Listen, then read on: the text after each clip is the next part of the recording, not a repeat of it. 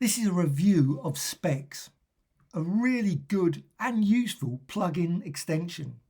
Is it an extension or a plugin? I'm not certain, but it's a plugin. You can find it here, plugins.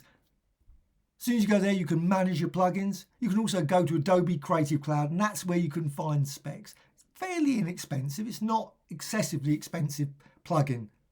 It's for PC and Mac. I'm not certain which versions, so maybe if you've got an earlier version, I'm not certain how far it goes back. But it gives these options, and you can set it here, plugins. So we've got Specs.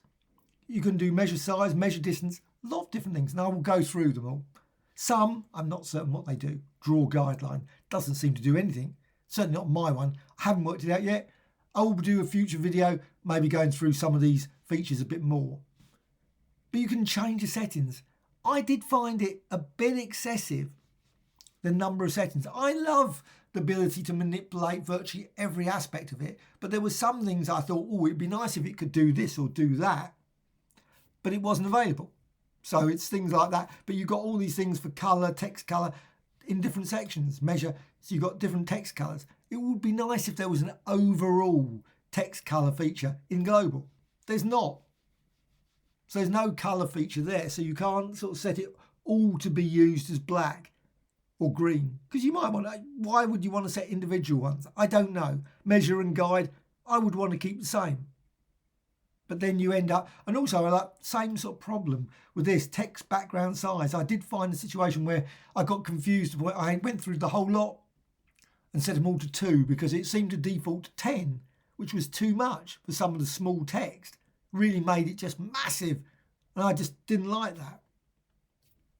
But that's just it. And things like here, you've got arrow, dots, lines. There's a lot of things you can manipulate. So you might like that. You might find it very useful. But I found it a bit overpowering and a bit hard to go through all these different things to find the one that just change. But it didn't. So sometimes I actually ended up changing them all because I thought, well, I'm going to hit on one of them that's going to work. So let's just show you now. This is the next thing. So rectangle tool. And you can use any shape. You can use type. You can use layers and probably some other things as well. Smart objects is another one as well. Weirdly, does seem to be a thing here. Background. If you click here and try and use this, so I'm just going to go back. You can always go back and forward between the two just by clicking here. Measure size. You can't measure the size of this because it's locked. And it's a pity it just doesn't unlock it for you because you click it, it doesn't do anything. And that's a bit confusing, but that's all you need to do is unlock it and then you can measure. But it doesn't even work there particularly well because I'm just going to show you. This is a layer, fills the entire document. Measure size. Yay, it's done it. But where has it done it? You can see what's happened. It's crunched it off the edge. And that would be a nice feature if you could manipulate I'm not certain how they could set it up, but it would be nice if there was a way of, you can of course move them individually, but the one that's hardest one is this one. There is one up here. Maybe there is, maybe there isn't. Sometimes I found that there was one up here. Sometimes, it's obviously put it over there, the information. And it's certainly the case for layer info. That's the one. Creates a layer info. And it puts it over somewhere. Oh, there it is. Sometimes it puts it over here and it's off screen. So you can't find it. You can see it in the last panel. But you can see another problem with this is this spec section, it's not associated with the layer. It's not associated with the shape. So it's associated just purely by name, which is great. But if you've got 500 items in your layers panel, it starts getting very confusing. You might think, well, where is it? Where is this relating to this layer to that? It would be nice if it grouped the information with the actual object. But again, you may not like that. You might want it all in this specs grouping. Perfectly reasonable. Info boxes. And also it creates a lot of these things. I'm not even certain what that is. Nesting helper. No idea. But it creates a lot of them. So it would be nice if you could disable that and not generate that. I mean, it might be useful for the purposes of the actual creation of the design, but that's not the point. I can remove it, so I just click there. Doesn't seem to have any effect on the actual end result. So you can remove it, do that. And the key thing here to note is that you can change things. So I've got here, I can select that.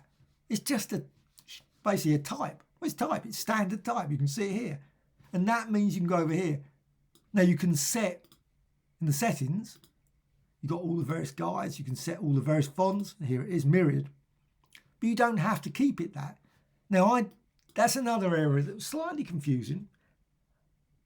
When I first got this, it said Myriad Pro or something. I can't remember now. Something Myriad-Pro.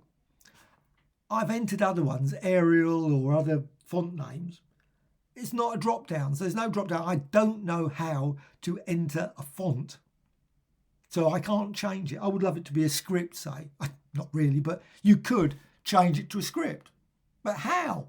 Because it just enters, you can enter this and it doesn't seem to, I put arrow hyphen or Arial hyphen narrow, whatever, Arial hyphen narrow pro or whatever. Doesn't seem to, it just goes back to exactly the same as before, Myriad Pro. But you can always change it here. So if you want to, but it does mean you have to select all of them and go through it individually here. And you can change the size, of course, as well. So if you want to, you can make it a bit bigger, as if you would want to. But again, you can see, of course, you've got the layer properties here, you've got the background as well. And you can increase the size of that if you want. So let's just go to the next thing.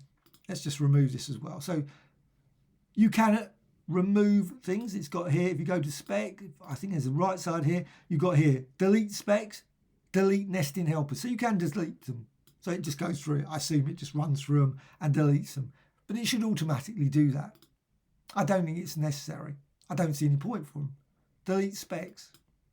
And it just should delete specs. Should. But it doesn't. Just didn't do it. So let's just try again. Delete specs. Nope. Just totally ignore it in that case. Of course, you can always, if you want to, select all the individual items and delete them. Though weirdly, this one does not seem to be available to delete. Not certain why, but that's just another odd, quirky thing. Maybe you can right click. Let's have a look. No, delete group. Must be some reason. Okay. Not certain what the reason is there, but that's maybe a bug. So you can create the design here, and this is a layer, say just a custom shape. So you've got shapes, and again, you can do exactly the same. You can set a whole load of different settings, measure, and you can see you've got here online, arrow can be used, the limiter, you can have dots. And again, you can vary the size. And this is another one, limiter size. Some of the various options, I'm not certain what they do. To be fair, I have no help for this. Maybe there is a help file. However, I haven't got a copy or I can't find it. So it would be nice if there was a help.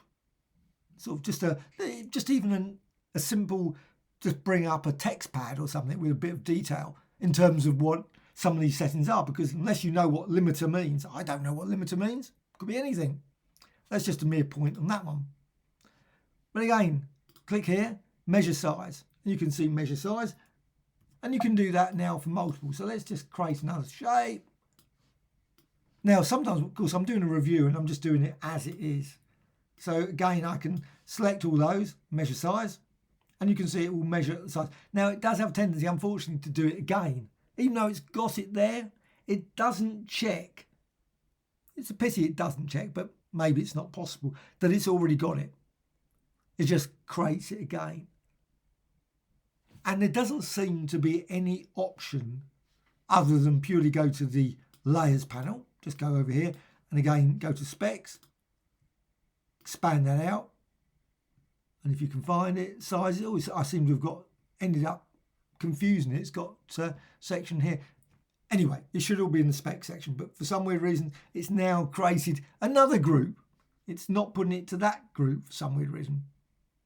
Confused it. It's confused me as well. But still, you've still got exactly the same size, height, but you can see rectangle 3. So I can go down here in rectangle 1, and you can see that rectangle 1. And now I've got height, and width. But I can delete them. So I can just go down here and just delete them. So you can manually delete the group and contents and click that one. Though, to be fair, I have no idea which one I was deleting. Maybe I was deleting the first or the second one. But weirdly, I seem to have still got an entry there. Very confusing. Still. It does seem to get slightly a bit confused about where it's the entries. Not certain about that. Still, let's go to the next step. So let's just remove all that. Maybe it'd be a better idea for me to actually close the thing down and just start afresh. And again, I can't get rid of the specks. Very weird. But you can also do this. You can measure. So say you create 2 shapes, or 3, I guess maybe 3. I haven't tried it with 3. So let's create 3 or 4. Just creating those. And just going to select all those. Measure distance. Please select either 1 or 2 layers. Oh, okay. So 2 layers, measure distance. Yes. Doesn't work on 4 or 5, which is a pity because it would be nice if it did. Don't see a reason why not. Why it can't loop around all of the objects and work out the distances from all of them. Because you then have to go here and select that one and then do measure distance and then create that. Though it could potentially get a bit confusing, I guess. That's another feature that would be nice. Would be nice if you could have the colour change each time maybe, or a randomised feature. I don't know, sometimes you might get a situation where you think, you know what, this gets a bit confusing where you've got pink and pink and pink. So it would be nice if it could be randomised, so it would end up pink sometimes and green and other times and blue. Now it might be in certain circumstances that would be useful. So that would be an issue I would love to see, but it doesn't seem to do that. So again, measure distance. I mean, it's really, really great. And again, the key thing about all these, which is really useful, is this, that you've got here properties. So you can change them. So you can go to here, appearance, and you can turn around and say that's blue. You can click there on stroke, make that blue, and so on. You can go through them, and you can also change the width. Let's just change there, and you can see as you do that, you end up with a blue arrow. Maybe not so useful, but it does show you can manipulate them. And you can select that one again. You can change the font, bold, maybe change the colour here, etc. Go for black instead. So you can change it manually, and you might want to do that. Another area that I would love to see, and that's not available it seems, would be the ability to have a scaling factor. Because say I'm just speculating on this, but say you're making a design for a building or a car or something, and obviously you're doing it on small scale on the screen, but you know it's 1 to 100. It would be nice if you could manipulate it. So instead of putting the word 174, it puts obviously 17,400 or whatever it is for a car. If you're drawing design like that, because you wouldn't want the measurements to be 174 because that's what it's on here, which is not the same as what you want in reality. So that would be nice. Also, I would love to see the measure. So if I select this one and this one, and that doesn't matter for some of these, but if you go measure distance, and you can see now you get this cross there. It'd be nice if it also put the angle. Doesn't, just puts the distance, which of course it says, to be fair, but it would be nice if it included additional information. So you got that. Let's just again select all these. Now I'm not certain how well, like I say, if you delete things manually, how it all holds up. And I'm being unfair to it because it's probably not designed to be things to be deleted and put back on again and all that sort of thing. But I'm doing that purely for run through for this. Now measure custom. Not certain what that does. But here, oh, I know what it does. I was thinking about the other one. Measure custom. It just creates your own measure. But it uses a ruler. But instead of something that Photoshop, of course, should do anyway, but obviously because this extension has done it, wouldn't recommend it to Photoshop to do it, but it's still nice that if Photoshop actually could create lines that were real lines. And that's what this does, because it means you've got this line here. And that potentially is useful. Because say you've got here, and I'm just going to quickly demonstrate. And again, measure custom. Measure custom. You could create another line there. Measure custom. And that's another thing that I would like to see, because it doesn't do it, if it was sticky. Because I have to keep going back there, measure custom. Which, okay, it's not too long, but it's a minor issue. But you could click measure custom, and then what you got, you go all the way around. Why would you want to do that? You'd say, well, you might want to do it because you want to create sort of spikes or spokes from that central position. It's possible. I think these are great for design elements as well as just being used for measuring. It's not, I don't see it just for that purpose. So I think it's great. You could also use the result because it's a path. And that's another thing actually would be nice. And that's not available. Would be nice if there was an option for, instead of creating shapes, that it could create it as a path. Just a minor point. Then you could, of course, use it with some filters. There's various filters like edit and fill, where you've got fills along a path, as well as there's a fire option as well. So there's lots of things you could potentially use this for, not just for measuring. It's great for measuring. And I think it's brilliant because there's many times I think, oh, what's the distance between this? What's the angle? Again, it would be nice to have a little angle one there as well, just showing the angle. Is it 45 degrees? It's more 30 degrees. However, now what you can also do is, now I'm just going to go to the layers, and you've got all these layers. Now this is very confusing where the actual ellipses and everything are now. This one, I don't know. Oh, there it is.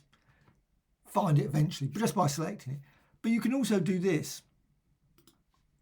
Guides from layers. Now that feature is of course available in Photoshop, because you can always go here, view, and I think, which is great, guides and new guide layout or new guides from shape, which is very powerful feature, but it doesn't create a physical guide. It creates guides that are just on the screen, which is fine. But if you want to save them because you want it to create maybe a sort of lovely fill areas with colour and things, you can't do it. You have to build up the shapes yourself using the guidelines. But it would be nice if it just created physical shapes, 1 pixel, obviously you have, or whatever, 0.0, whatever. New guides from shapes. But you can do it from here. New guides from layers, just to, obviously different, new guides from layers, and you can see what it does. It builds up again. And again, they are actual ones. Now, hopefully I can select them. I don't seem to be able to select them at this point. Don't know why. But they are definitely guides. There's the guideline. So you can see I can select that guideline. Very hard when you've got a very tiny guideline. But you can, of course, tweak the size. Again, settings. You can always change the settings here. And here's the guide. And I've gone for 2, or stroke width. Let's put that to 20. So set that to 20. Unfortunately, it doesn't do it after the event, which would be nice. But say guides from layer again, and you can see then you've got this much thicker guide, which is great. But it does mean you can create some very interesting designs, because you might have a complex design and then you can create some nice guides from it. And you can do it with text as well. Actually, that's the next thing to do. And you can see the guides there, but they are at least real objects, which is very useful. And of course, you can then guides from layers. You can actually guide from guides, which is something you can't do in Photoshop. But it does mean you can build up a complex design, and then you can, of course, recolor these guides and create a variety of different designs from that. So you've got guides from layers. I think that's a really, really great feature. Still lots of things I would love to see from it otherwise, but of course, maybe circular guides and a few other types of guides. Instead of just straight line guides. Photoshop has gone for straight line guides. It would be nice if specs didn't go for just straight line. It would be nice if you could create different guides based on shape, maybe a triangular grid of things, whatever. There's must be more possibilities for designs that can be based on that. Maybe, of course, you can turn it into maybe brush strokes, and loads of other things can be applied, and much, much more. This one, draw guideline. Don't know. Just says waiting. Haven't found out how to make that work. Have to say, doesn't mean anything to me. I'm not certain. Click it again, it goes back to draw guideline. I'm not certain. I've clicked the screen, I've clicked this, gone over here to the... I don't know what it does. Just seems to say waiting. Let's create some text this time. So I've got some text. I just want to show you it can work with text as well. So there's some text. And you've got here guides from layer. So again, you can see it creates guides. So it does work with other things and smart objects as well. I'm certain there's other things it works with. So now let's just go to layer and flatten image.